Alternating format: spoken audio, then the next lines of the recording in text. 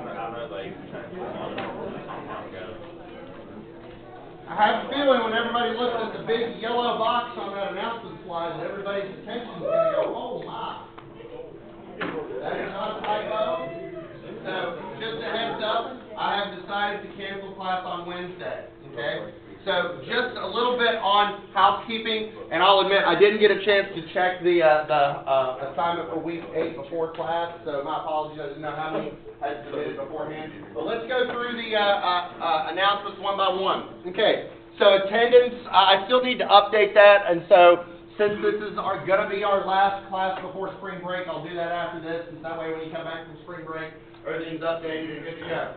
All right, assignment for week 7, that was the hand sketching exercise. That's graded. Class as a whole did very well. Average was like 84.8, something like that. So again, class did very well. Assignment for week 8, that is the dimensioning exercise. Okay, that's due today at 5 p.m. Remind me, by the way, how many files are you supposed to upload for that exercise? 4. How many? 4. One more time. 4. That's what I want to hear. Okay, so 2 drawings and 2 PDFs for that assignment. Okay. All right, assignment for today, okay, so just going off that due date box, okay, we have the assignment from week 8, which is due today at 5 p.m., and then we have the assignment for week 9, which is due on Friday at 5 p.m., okay, it is due on Friday, all right. Once you turn that in, so if you finish this exercise today and turn it in today, and you've already turned in the assignment from last week, then it's margaritas and Mai Tais till we come back, okay? I'm not advocating margaritas and Mai Tais. I'm just saying it's spring break time between now and when you come back. Again, as I mentioned, in all seriousness, as I mentioned, my goal is that for this assignment to close Friday at 5 p.m. so that you can disconnect from Engineering 102 till you come back from break. One class you don't have to worry about. I'm sure you've got classes that have, you know, projects and all that stuff, and no, I want you to be done with this class until you come back. Does that sound good? All right. Did everybody get the QR code? Okay. Any questions on logistics and when stuff's due? All right, then I do need your attention for a few minutes, and then we will talk about the exercise today. Okay. All right. So, just so everybody is aware, let me explain the purpose. I'm sorry. Let me explain the purpose of the exercise for this week. Okay. So at every table is a set of plans. Those plans are plans from the engineering building. Okay. The actual real plans as the facility was constructed. So the first thing we should mention is what's the point of all these plans? Hopefully by now a lot of this is high level enough that I think you generally have an idea of what this stuff is for, so maybe this should be pretty straightforward.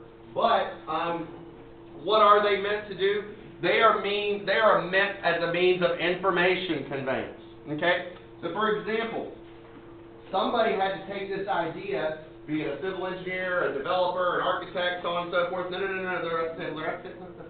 all right. Somebody had to take this idea and turn it into a concrete reality. And so those plans, the sheets in front of you do just that. I mean, you can actually see the rigorous dimensions required to actually construct the facility. They are meant as a communication device between engineers who design the system and those that will construct it, those that will fabricate it, those that will manufacture it. Okay? It is also a record of what was done, okay? Anytime you have any questions about the configuration of the building, go to the plan. It's a record of what was completed, okay? So they have to convey materials, they have to convey quantities, they have to convey any necessary dimensions or locations of things. There are some instructions and guidelines that they do need to contain, and I could actually go off on a real big tangent on that, but the only thing I'll say is that typically what you want to do is describe what the end product looks like. Usually contractors and whatnot tend to get a little concerned if the engineer is specifying what's called means and methods. In other words, instead of telling me what it needs to look like at the end of the day, now you're telling me how I need to make it look like that at the end of the day. And contractors tend to not like that very much because they kind of like the flexibility to be able to generate the end product at the end of the day.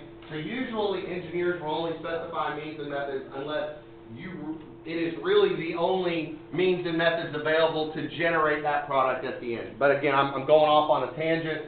Just wanted to throw that out there. Okay?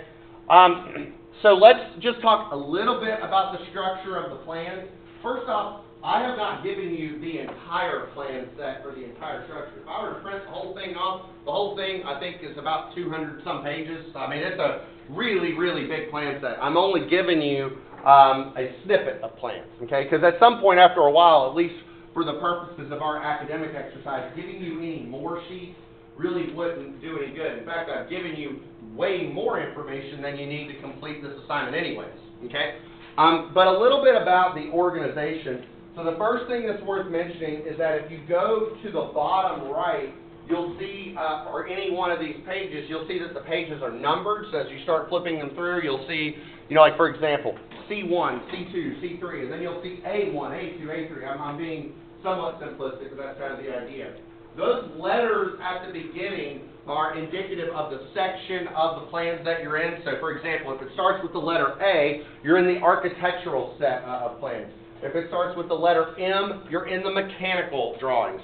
I've given you 4 sets. I've given you civil, architectural, structural, and plumbing drawings, okay? And so between those, let me say, we are actually covering a pretty broad swath of disciplines. The other thing is that in terms of plan reading, you're good. You don't need that. You don't need a one each hand. All right. Okay. So just a little bit about what each of these plan sets are. Okay. So the civil set is the one that basically contains the site work for the building.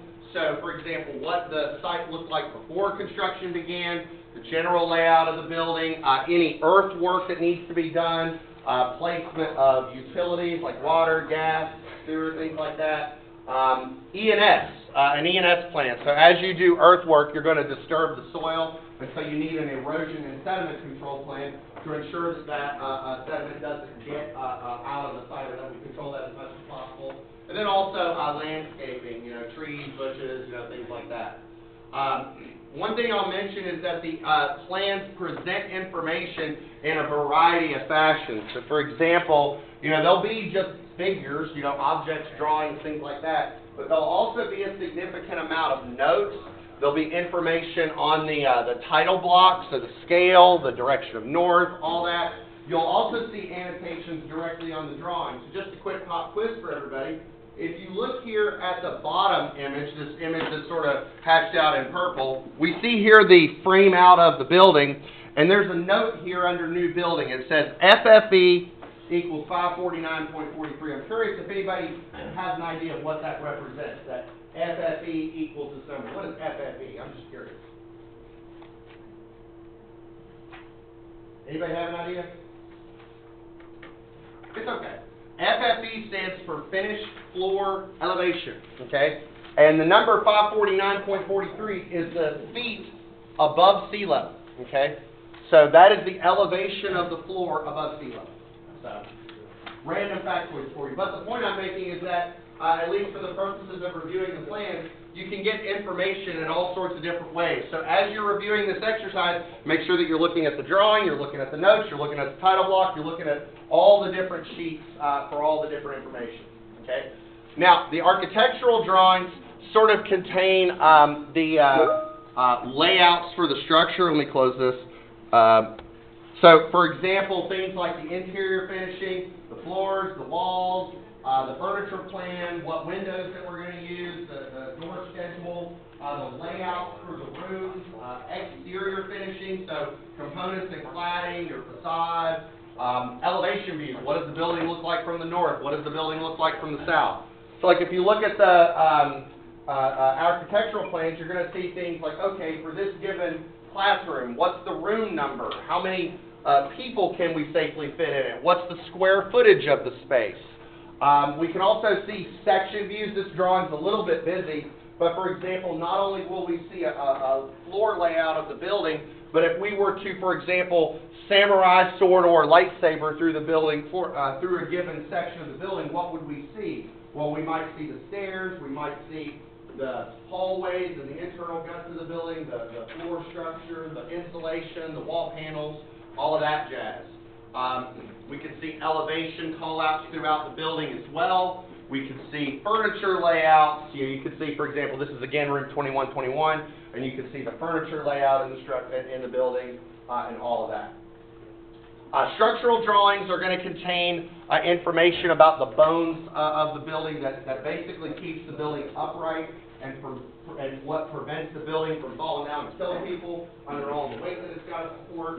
So you're going to see things like structural beams, structural columns. You're going to see stuff about the foundation, the framing, brace frames, moment frames, all that jazz, all the parts of the building that keep the building upright. The rest of this, I think I'm going to go through somewhat quickly because some of these drawings I didn't even give you, like the fire protection drawings, I didn't give you that. Plumbing drawings are going to contain the information for the water distribution, wastewater ventilation, things like that. There's going to be some questions actually about the restrooms in the building as well. You can see, for example, here's the detailed layout of what one of the restrooms looks like. I think this is the one on the second floor. I'm not sure kind of hard to see here as I'm walking around the room. You can see also detail views for individual components of the water system. And notice how these detail views include a lot of the stuff that we've been talking about this semester. Hatches, we see annotations, dimensions, all sorts of stuff that we've been talking about throughout this semester. Again, nothing here that you honestly couldn't prepare yourself with just time and information, okay? And I'll pass this. For you mechanical folks, again, you folks have a say in the construction of the building as well, because it is mechanical engineers that need to assess heating, ventilation, and air conditioning. When you take the PE exam in mechanical, there's only 3 subdisciplines that you can take in.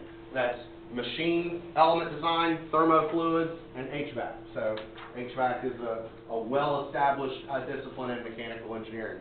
I'm not going to get into the electrical drawings for this exercise just because if you can interpret what I've given you today, then you can interpret the electrical drawings. They're just more of the same. Okay. And I've got some other call-outs, but I think what would be a more valuable use of our time is to actually dig into the assignment today. So let's talk about the assignment, okay?